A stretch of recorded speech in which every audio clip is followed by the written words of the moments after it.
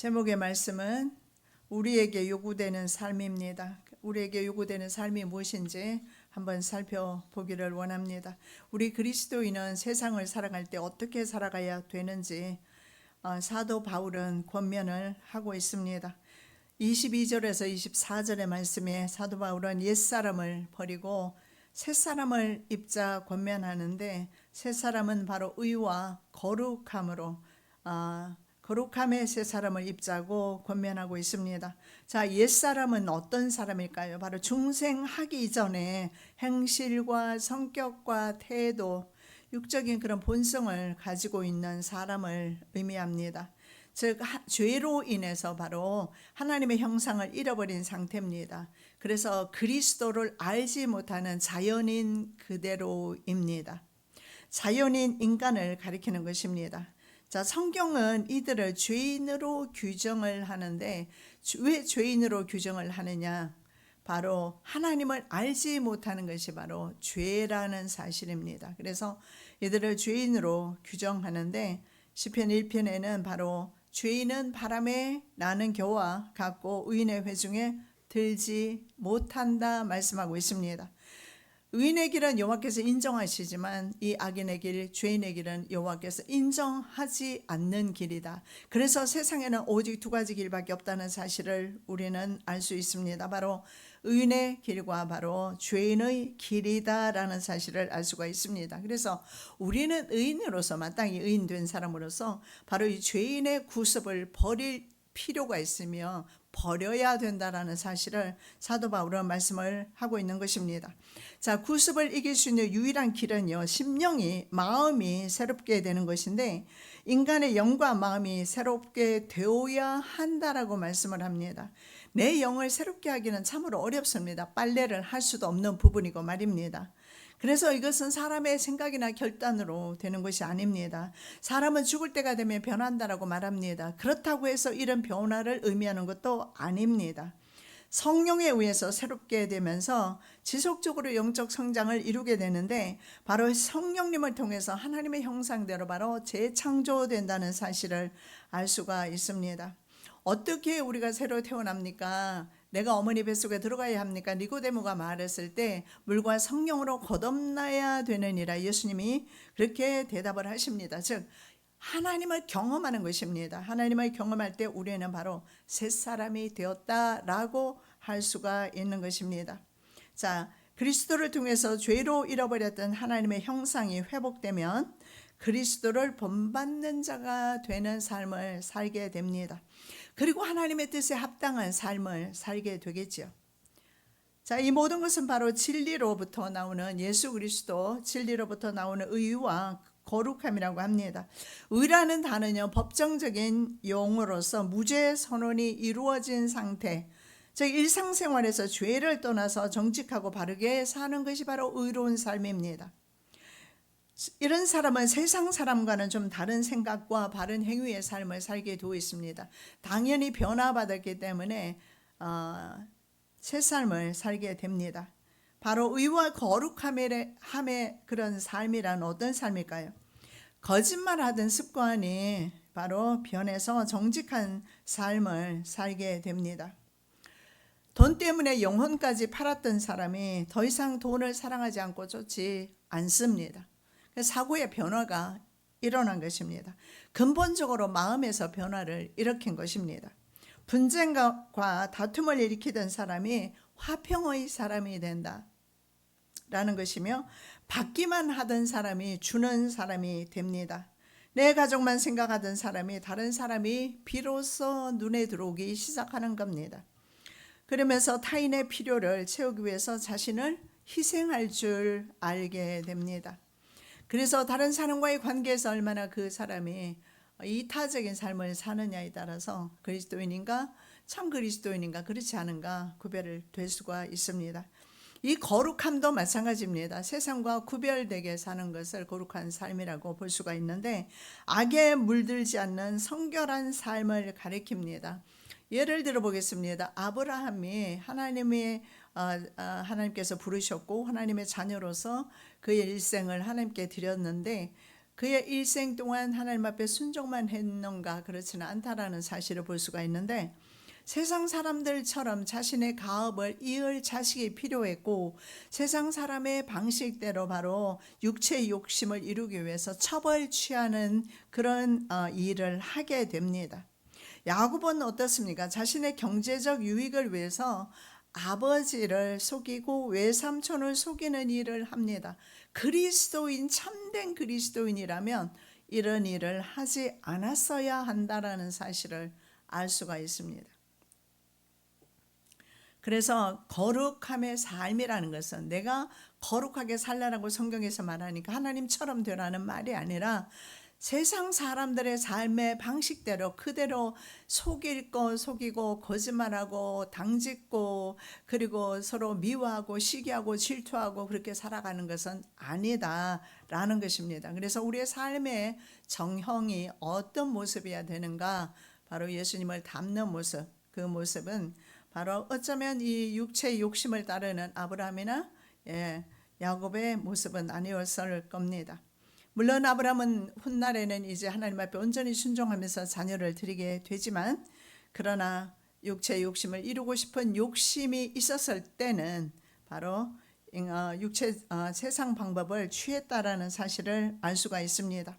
자, 그래서 구별된 사람은요, 죄악된 습관을 버린 사람입니다. 그래서 거룩함의 사람은 세상 버릇을 버린 사람이라는 겁니다. 자, 이것이 하나님의 형상대로 재창조된 사람의 삶입니다. 자, 구체적으로 한번 보시겠습니다. 25절부터 말씀하고 있는데, 자, 25절에 거짓을 버리자라고 권면하고 있습니다. 그런즉, 자, 옛사람을 벗어버리고 새사람을 입었습니다. 그래서 옛사람은 썩어져가는 구습으로 유혹의 욕심을 따라 사는 삶입니다. 우리가 새사람이 되어선즉 어떤 삶을 살 것인가 지금 말씀하고 있는데, 새사람은 거짓을 말하지 않는다, 거짓의 삶을 살지 않는다라고 말씀하고 있습니다. 자, 그리스도인은 그리스도의 몸인 교회를 이루는 지체입니다. 그래서 거짓을 버리고 이웃에게 참된 것을 말해야 된다. 그래서 우리가 하루의 삶을 살아갈 때 참 얼마나 우리가 이 언어에 있어서 그리고 우리의 마음가짐에 있어서 진실해야 하는가, 그리고 참되고 진리로 살아야 하는지 말씀하고 있는데, 자, 거짓은 바로 옛사람, 성령님을 경험하지 못한 바로 옛사람의 특징 중에 하나가 바로 거짓입니다. 거짓말이나 속이는 것을 포함하고요, 모든 종류의 부정과 괴계 등을 말합니다. 자, 그렇다면 이 거짓된 삶 속에는요, 탈세도 포함이 되어 있을 겁니다. 탈세도 부정입니다. 그리스도인 가운데서도 수많은 사람들이 이게 어떻게 하면 세금을 적게 낼까 고민하면서 내지 아니하려는 그런 방법을 쓸 수도 있겠는데, 그거 역시 거짓입니다. 왜냐하면 예수 그리스도께서도 세금을 내셨어요. 가이사의 것은 가이사에게, 하나님의 것은 하나님께 드리라고 말씀합니다. 유대인들은 어쩌면 하나님께 10의 1조를 드렸기 때문에 세상에 대해서, 왕에 대해서 드리고 싶지 않았을 수도 있습니다. 그러나 이건 역시 우리가 생각할 때 악법조차도 때로는 우리는 그 악법조차도 권세에 복종하라는 말씀에 근거했을 때 순종할 수밖에 없다. 그 유대인들이 멸망하기 전에 계속해서 유대 반란이 일어나게 돼요. 우리 신구약 중간사에서 살펴보셨는데 계속해서 반란을 하게 됩니다. 그러나 하나님의 뜻은 유대가 멸망하는 것이었습니다. 그리고 1948년 독립할 때까지 그들은 전 세계 디아스포라로 살아가야 되는 그런 운명이었습니다.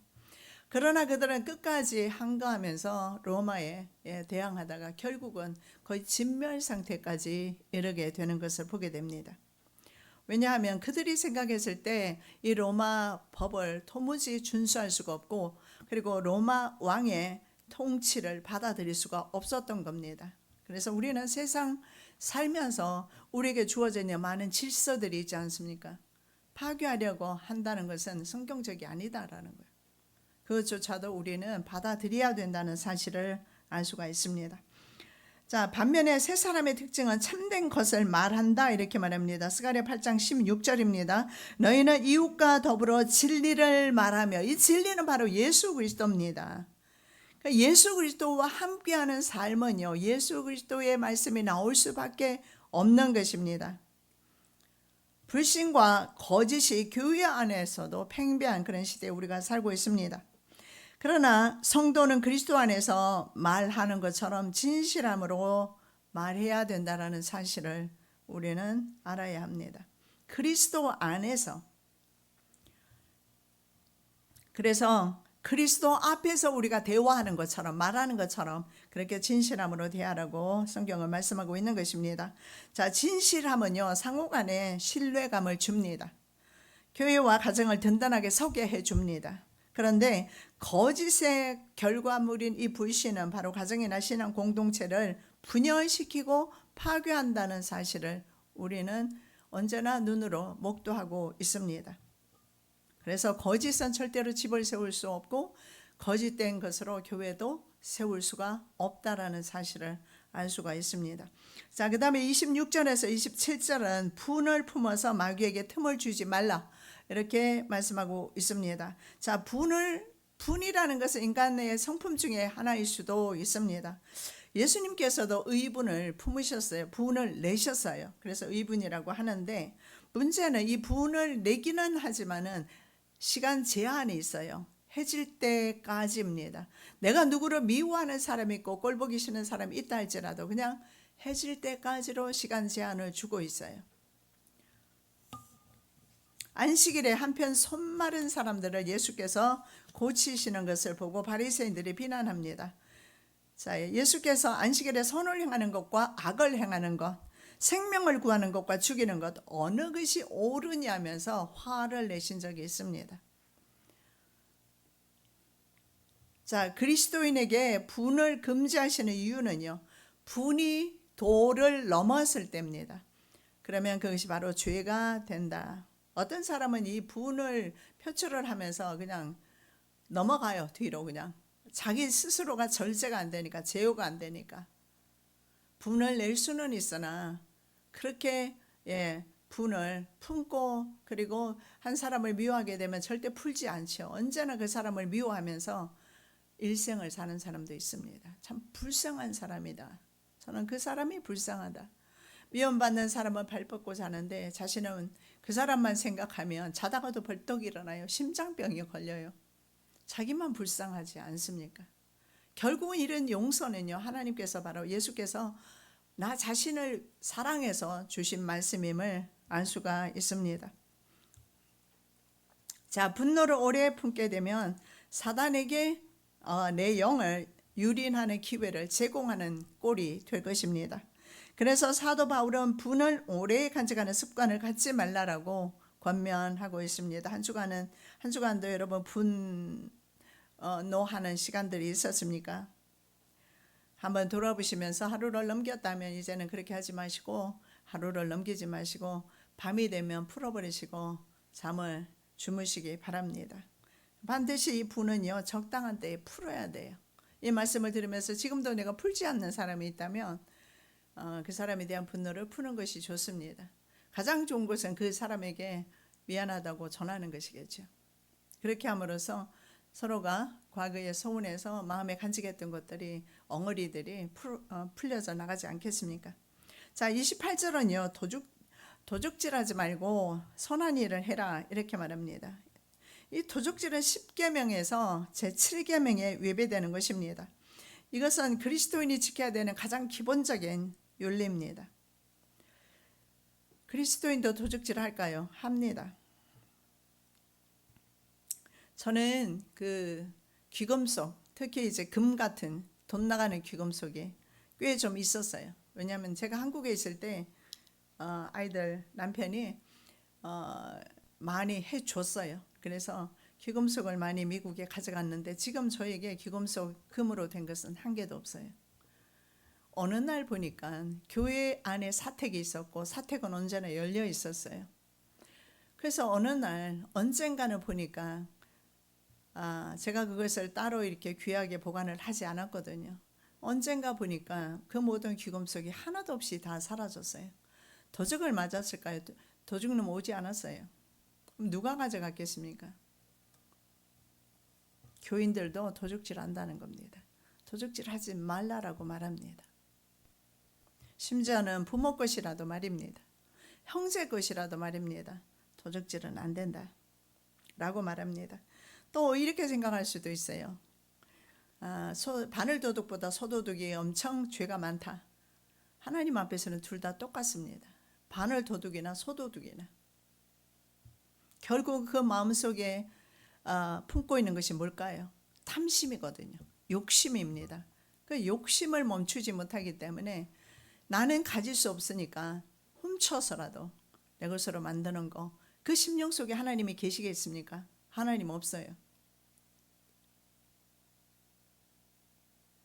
저는 그 당시에 누가 있잖아요, 저의 귀금속을 가져갔는지 대충은 알아요. 왜냐하면 그 사람이 굉장히 이런 것들을 좋아하는 사람이거든요. 그러나 말하지는 않았어요. 하나님은 아시겠죠. 자, 사람의 눈은 가려도 온 땅을 감찰하시는 하나님의 눈은 가릴 수가 없다. 정말 성경에서 있잖아요. 도둑질이라든가 거짓말이라든가 화를 내는 일이라든가 이런 부분에 있어서 굉장히 부정적으로 말씀하는 걸 봅니다. 그렇다면 우리는 뭐 의인처럼 살아라는 것이냐, 성인처럼 살아라는 그 말씀이 아니지 않습니까? 적어도 도둑질 정도 하지 않고 우리가 열심히 일해서 살 수가 있거든요. 이거 욕심만 안 부리면 되는 겁니다. 욕심이 들어가니까는 자기가 가진 것에 만족하지 못하는 것입니다. 사도 바울은 오히려 적극적으로 노동을 통해서 가난한 이웃을 돕는 일까지 하라고 말씀합니다. 우리가 다른 사람을 미워하는 사람이 있으면 용서하는 것까지는 가능할 수도 있어요. 여러분, 내가 그 사람을 용서했다라고 말하는 사람 저도 많이 봤고, 저도 또한 그런 것을 경험 많이 했습니다. 내가 용서를 했다고 하는데 그 사람 보면 내가 용서했다는 그 사람을 만났을 때, 길에서 만났을 때 내 마음이 불편해요. 그 사람하고 반갑게 내가 대화할 수가 없어요. 용서하지 않은 것이에요. 그냥 생각만 그렇게 하는 거예요. 나 그 사람 용서했다고. 용서를 했다면 그런 일들이 일어나지 않았을 때처럼 다시 그런 친밀한 관계, 친밀하지까지는 못하다 하더라도 편안한 관계가 되어야 될 것입니다. 자, 29절에서 30절은요, 더러운 말로 성령을 근심되게 하지 말라.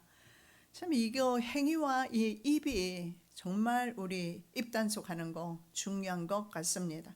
더러운 말 입에 내지 마라. 이 더러운 말이 왜 나오겠습니까? 더러운 마음에서 나오는 것입니다. 자, 예수님의 제자들이 손 씻지 않고 밥을 먹었을 때 정결법이란 게 있습니다. 유대인은. 그래서 손을 씻지 않고 밥을 먹으면 부정하다라고 생각을 합니다. 예수님의 제자들이 손을 씻지 않고 식사를 했을 때 사람들이 그들을 비난했어요. 예수님께서 뭐라고 말씀하십니까? 아래로 내려오는 음식 찌꺼기, 대변이 더러운 것이 아니라 너의 마음속에서 입을 통해서 나오는, 마음에서 나오는 것이 더 더럽다. 예수님은 그렇게 말씀하세요. 대변은 우리는 더럽다고 생각합니다. 심지어는 내 것조차도 대변을 봤을 때는 기피하겠죠. 별로. 그런데 중요한 것은 자기 자신의 심령 속에 있는 악한 것들, 악행은 보지를 못하는 것입니다. 그래서 더럽다라는 생각을 하지 않습니다. 결국은 심령이 부패했기 때문에, 심령이 썩었기 때문에 이 바로 더러운 말이 입을 통해서 나온다는 사실을 알 수가 있습니다. 말할 것도 없이 이 더러운 말은요, 그냥 뭐 실제적으로 막 말을 뱉어내는 것도 의미하지만 악이 있는 험담입니다. 남의 말을 하는 것을 말해요. 중상모략하는 것입니다. 여러분, 저 사람도 하나님의 자녀고 나도 하나님의 자녀인데 내가 저 사람을 중상모략합니다. 근데 저 사람이 하나님께서 인정하시는 사람이라면요, 내가 죄 짓는 것 아닙니까? 저 사람이 하나님의 종이고 하나님의 사랑받는 자녀라면 내가 그 사람을 비난했을 때 누가 죄인인 것입니까? 그래서 우리는 몰라요. 모르기 때문에 타인에 대해서 말하거나 욕하거나 비난하거나 비방하거나, 이건 중생한 그리스도인의 모습은 아니라고 생각합니다. 여러분, 이 말 가지고 하나님의 복을 차버리지 않으시기 바랍니다. 이 말 때문에 하나님 복을 다 한꺼번에 다 잃어버릴 수가 있어요. 이스라엘 백성 보십시오. 말 가지고 원망하고 비난하다가 38년을 다시 광야를 돌게 돼요. 그리스도인은 정말 이 선한 말이 중요합니다. 그래서 비방하는 말이나 험담이나 거짓된 말이나 거짓말이나 이런 것은 무조건 더러운 말로 성경에 말씀하고 있고, 비방이나 갈등의 원인이나 이유를 불문하고 무조건 이것은 악이라고 규정하고 있습니다. 마음의 악이 입으로 표출되기 때문에 그렇습니다. 그래서 이런 더러운 말 대신에 비난의 말을 쏟아내게 대신에 바로 선한 말을 해서, 은혜되는 말을 해서 다른 사람에게 유익을 줘라.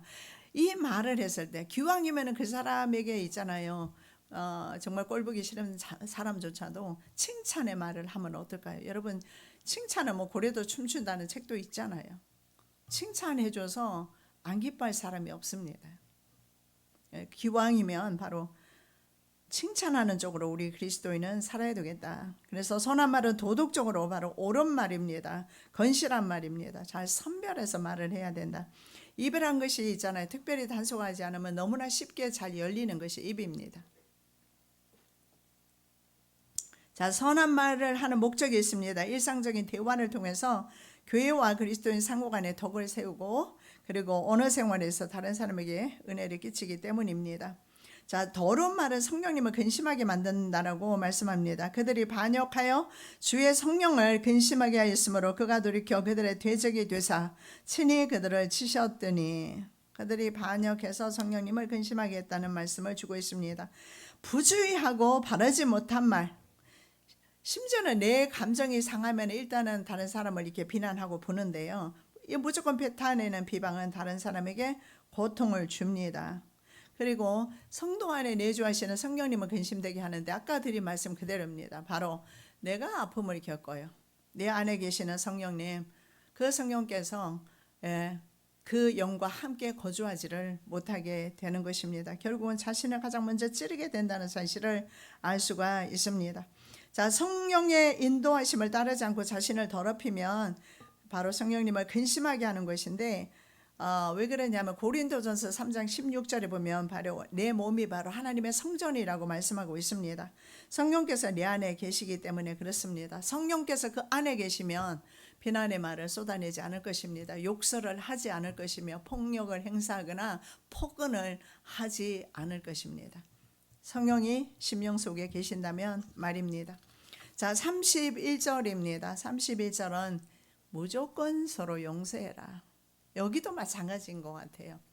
그 사람이 욕을 들을 만한 짓을 했든 안 했든 간에 성도는 욕을 하지 말라는 겁니다. 비난하지 말라라는 거예요. 왜냐하면 그 사람의 심판장은 하나님이시지 내가 아니지 않습니까? 내가 그 사람을 비난하고 정죄하고 다른 사람에게 그렇게 말을 전함으로써 자기가 하나님의 자리에 앉게 되는 것입니다. 그래서 그렇게 하나님의 하실 일을 내가 하지 말아야 되는 것이 바로 다른 사람을 비난하고 정죄하는 것인데, 용서도 마찬가지입니다. 용서받을 자격되는 사람만 용서하라는 말씀이 아니에요. 무조건 용서해라. 그럼 나한테 이렇게 악하게 했는데도요, 용서해라. 그게 용서입니다. 도저히 용서할 수 없는 사람인데도 성경은 용서해라. 왜냐하면 우리가 바로 절대 용서받지 못할 위인인데 예수님께로부터 용서받았거든요. 그래서 하나님의 자녀 된 겁니다. 내가 하나님의 자녀라고 믿는다면, 내가 하나님의 자녀가 맞다면 하나님께서 아들을 주시기까지 우리들을 용서하시고 사랑하셨는데 그 사랑을 받은 자라면 할 수 있다라고 성경을 말씀하고 있습니다.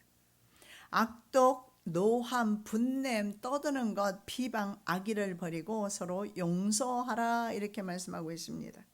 그래서 좀 전에 우리 봤던 말씀과 비슷한 말씀인데 어떤 사람이 참으로 악의를 품고 비방을 하는 사람이 있습니다. 그런 사람조차도 성경은 용서하라고 말씀을 하고 있는 것입니다. 그래서 이런 것을 버리라고 하는데 악의를 버리고 비방을 버리고 분내는 것을 버리라고 하는데 깨끗이 쓸어버리는 것을 말해요. 흔적도 없이 없었던 것처럼 그렇게 그를 용서하라 이런 의미가 될 것입니다. 악독이라는 것은 뭐겠습니까? 이렇게 우리가 화를 낼 수가 있는데 화도 역시 자연적인 우리의 성품이에요. 범죄한 이후에 우리의 나타나는 성향이 바로 화도 있고 분내는 것도 있고 거짓말도 있고 다 있습니다. 그래서 분내는 것도 역시 자연적인 인간의 성품이지만요, 이 악독은 좀 다릅니다. 악독이라는 것은 뭘까요? 악을 우리가 저지를 수 있고 죄를 범할 수가 있는데 악독이라는 것은 지속적으로 품고 있는 것을 말합니다. 정말 내가 용서할 수 없는 사람, 그 사람에게도 내가 용서해야 될까요? 용서하라고 말씀합니다.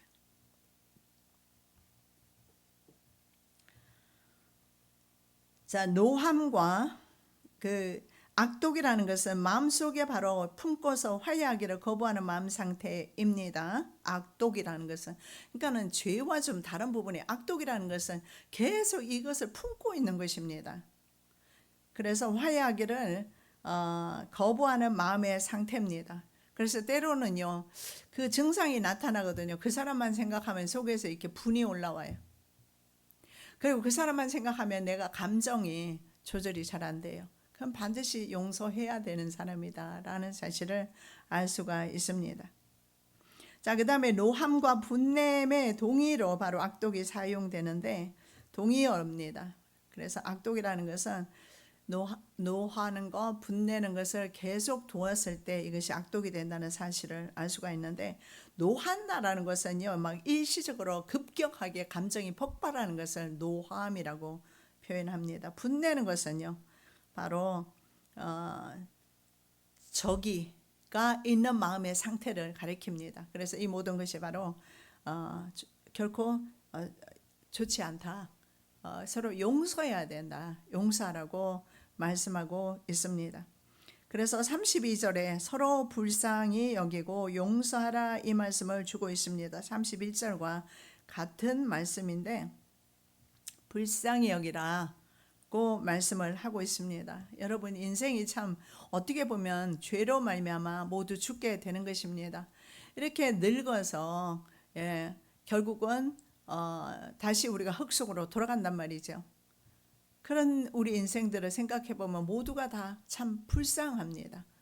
죄 때문에 죄로 먹고 마시면서 그리고 문제 가운데서 언제나 헤어나오지 못하고 고통하는 우리 인생 말입니다. 인생 자체가 참 불쌍한 것 같습니다. 그런데 서로 불쌍히 여기고 용서해라 이렇게 말씀합니다. 그래서 지금까지는 금지 명령을 했습니다. 하지 마라 이렇게 말했는데 지금은 용서해라 이렇게 바로 그리스도인이 행해야 하는 덕목을 제시하고 있습니다. 자, 서로 인자하게 하며 불쌍히 여기라 이렇게 말씀하는데 여러분 인자는 바로 하나님의 속성 가운데 하나입니다. 하나님의 속성 인자는 바로 하나님의 사랑을 말하는데 아들을 주시기까지 사랑하신 그 사랑을 말합니다. 그래서 바로 하나님께서 그렇게 우리를 사랑하신 것처럼 타인을 사랑해야 되는데 내가 타인을 사랑할 때 우리는 이렇게 생각합니다. 내 입장에서 그들을 필요를 채우거나 그들을 생각하는 것입니다. 그런데 강도 만난 자를 한번 생각해 보시기 바랍니다. 그 많은 사람들이 이렇게 예수님께 질문을 합니다. 우리의 이웃이 누굽니까? 예수님의 제자가 질문하죠. 내 이웃이 누굽니까? 내 이웃이라는 단어를 예수님은 교정을 해 주셔요. 자, 그러면서 이렇게 말합니다. 한 사람이 길을 가다가 강도를 만났다. 근데 레위 지파 사람도 지나갔다. 제사장도 지나갔다. 근데 한 사마리아 사람, 남유다 사람들은 사마리아 사람은 개 정도로 취급했습니다. 그런데 이 사마리아 사람은 그냥 지나가지 아니하고 그 사람을 데리고 주막에 가서 치료도 해주고 그리고 비용도 지불해서 내가 돌아왔을 때 더 들게 되면 더 주겠다고 잘 돌봐주라는 말까지 하면서 그는 떠나게 됩니다. 자, 그랬을 때 예수님은 다시 그들의 질문에 다시 답해요. 내 이웃이 누구냐? 이렇게 했는데 예수님은 다시 질문합니다. 강도 만난 사람의 이웃이 누구냐? 누가 강도 만난 자의 이웃이 될 것인가? 이것을 말씀하고 있습니다. 바로 다른 사람을 불쌍히 여기는 것.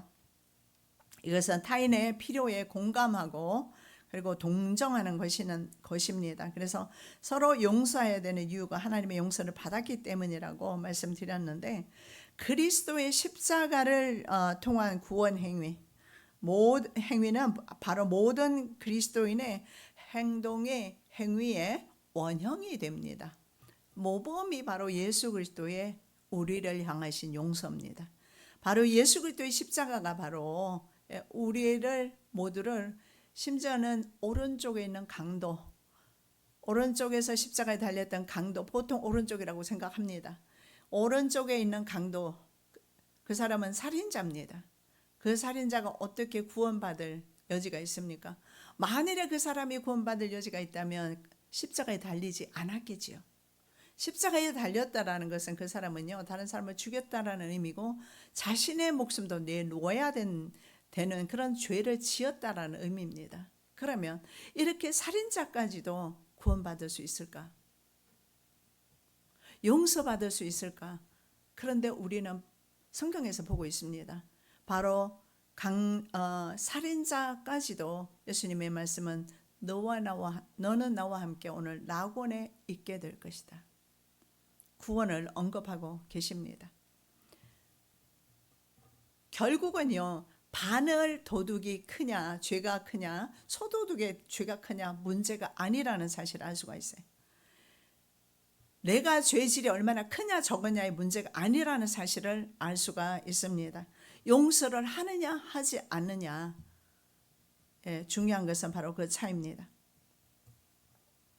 그래서 예수께서 바로 나를 용서해 주셨기 때문에 나도 무조건적으로 용서를 해야 된다는 사실. 그래서 하나님께서 인류의 용서를 위해서 아들을 십자가에 못 박으신 그 자체가 바로 그리스도인의 행동의 기준과 근거가 됩니다. 그래서 내가 그리스도인이라면 반드시 예수님이 하셨던 것처럼 그렇게 살아야 한다라는 것을 말씀하고 있는 것입니다. 그래서 이 하나님의 사랑의 근거에서 하나님께서 그 사랑의 근거에서 그리스도를 용서하신 것처럼 그리스도인도 타인에 대한 용서는 바로 사랑에서 출발해야 하는 것입니다. 그래서 베드로가 이렇게 질문합니다. 몇 번을 용서하면 되겠습니까? 7번까지 용서할까요? 한 사람에 대해서 7번 용서하면 많이 하는 것 아닙니까? 그렇죠? 근데 이건 질문이 잘못된 것 같아요. 내 죄가 7번 용서만으로 내 죄가 없어지겠습니까? 내가 평생 지은 죄를 생각해 보자면 말입니다. 아니, 지난 일주일만 지은 죄도 생각해 보자면 7번 용서로 하나님의 용서를 받을 수 있을까요? 이거는 몇 번 용서하느냐의 문제가 아닌 것 같습니다. 무조건 용서하는 것이다. 횟수에 있는 것이 아니다라는 사실을 알 수가 있습니다. 예수님은 이렇게 말씀하시죠. 7번에 1번까지 용서해라. 7 곱하기 70은 490번인데 한 사람에 대해서 490번 정도 용서하면 그 사람은 성인쯤 되지 않을까요? 다 용서하는 것이 됩니다. 예. 나는 용서했다라고 말하는데 아까도 말씀드렸던 것처럼 용서한 사람은요, 그 영혼까지 사랑하는 데까지 나가야 용서가 되는 것입니다. 나 용서했다고 하면서 그 사람을 볼 때 내 감정이 불편하면 그 용서한 게 아니라고 했지 않습니까? 용서를 했다라는 것은요, 그 사람의 영혼까지 사랑하게 된다라는 걸 말합니다. 하나님께서 우리 죄를 용서하셨다고 말씀하시고 우리는 그래도 이전에 죄를 짓고 있어요. 하나님 볼 때마다 얼마나 꼴보기 내겠습니까? 얼마나 꼴보기 싫으시겠습니까? 하나님께서 번복하십니까? 그러실 수는 없습니다. 성도는 죽을 때까지 용서하는 삶을 삽니다. 제가 목회자로서 살아오면서 참 많이도 용서하면서 살았구나, 많이 인내했구나, 많이 참았구나, 억울한 점도 너무 많았지만 잘 참았구나, 이 생각을 해보면서 목회자를 떠나서 이런 행위 자체가 성경적이고 하나님께서 기뻐하시는 삶이구나. 뭐 사람이 인정하든 인정하지 않든 상관없습니다. 성경에서 뭐라고 말씀하는지 성경대로 사는 삶이 중요한 것입니다. 다윗은요, 사울을 10년 동안 쫓겨다니면서 다윗을 용서합니다. 죽일 기회가 2번이나 있었어요. 창 한번 내리꽂으면 그만이에요. 자고 있어요. 옆에 사람이 있는데도 몰라요. 하나님께서 너무 깊이 재우셨나 봐요. 어쩌면 다윗을 시험해 보기 위해서 그런 기회를 주시지 않았을까요? 그날도 3,000명을 데리고 갔는지는 알 수는 없지만 다윗은 3,000명을 이끌고, 사울은 3,000명을 이끌고 다윗을 추격했거든요. 3,000명까지는 아니더라도 그 함께하고 있는 모든 장수가 그렇게 한꺼번에 다 죽은 듯이 잠잘 수가 있겠습니까? 그런데 요압 장군이 말합니다. 내가 저를 죽이리까? 하나님께서 기름 부으셨는데 내가 어떻게 감히 그를 죽이겠는가? 심지어는 그의 옷을 좀 잘라서 그냥 갔어요. 옆에 있었다는 증거로. 그것조차도 마음에 아파서 사울에게 용서를 구했던, 이해를 구했던 바로 다윗이었어요. 그래서 다윗을 하나님이 사용하신 겁니다. 다윗은 10년이 아니었어요. 다윗은 그의 삶 전체에서 바로 용서하는 삶을 살았던 것입니다. 그래서 그는 이스라엘의 목자로 왕으로 세움을 받을 수가 있었던 겁니다. 여러분, 참 우리 멋진 인생 살고 싶은데 맨날 세상의 골몰에서 삽니다. 이 용서하는 삶을 살게 되면은요, 정말 하나님께서 주시는 그 복을 받으면서 살게 될 것입니다. 이 용서에는 모든 것이 다 포함되거든요. 자, 성도가 걸어가야 되는 거룩한 삶을 다시 한번 결론적으로 말씀을 드립니다. 거짓을 버려라. 거짓말 하지 말고 다른 사람에게 너 하지 말아야 되고 거짓된 삶을 살지 말아야 된다라고 말씀드렸습니다. 그리고 분이 날 수는 있는데 시간 제한을 주었습니다. 하루를 넘기지 말라. 해지면은 그냥 발 뻗고 주무시라는 겁니다. 도적질 하지 말고 자기 손으로 수고해서 선한 일을 좀 해라 말씀하고요. 그리고 마지막으로 무조건 용서하고 불쌍히 여기라 이렇게 말씀합니다. 바로 이런 삶이 성도의 삶이다. 그래서 한 주간, 다음 주간 어떤 또 인간관계 속에서 용서 못할 인간이 나타날지도 모르겠습니다. 용서하시기 바랍니다. 저 같은 경우에는 제 보석 다 가져가 버렸는데도 제가 누군지 눈치챘음에도 불구하고 말 한마디 한 적 없어요. 없이 그냥 가져갔구나. 왜냐하면 그 사람이요, 제가 다른 곳에 신방을 갔는데 그 집에서도 우리가 아래 신방 드리는 동안 2층에 올라가서 거기서도 가져갔거든요. 그래서 누군지 압니다. 그럼에도 불구하고 들춰내지 않았어요. 그 사람의 심령을 생각해서. 여러분, 용서하시는 저와 여러분 되시기 바랍니다. 살아계신 아버지 하나님, 참으로 감사합니다. 오늘도 하나님께서 저희들에게 말씀 주셨사오니 이 말씀대로 살게 하옵소서. 하나님께서 원하시는 성도의 거룩한 삶은 거짓을 버려야 되고 분을 품지 않아야 하고 도적질하지 말고 더러운 말 하지 아니하며 서로 용서하는 것이라 했습니다. 이러한 하나님께서 원하시는 삶을 살 수 있도록 저희들을 도와주시옵소서. 거룩하신 예수 그리스도 이름으로 기도드립니다. 아멘.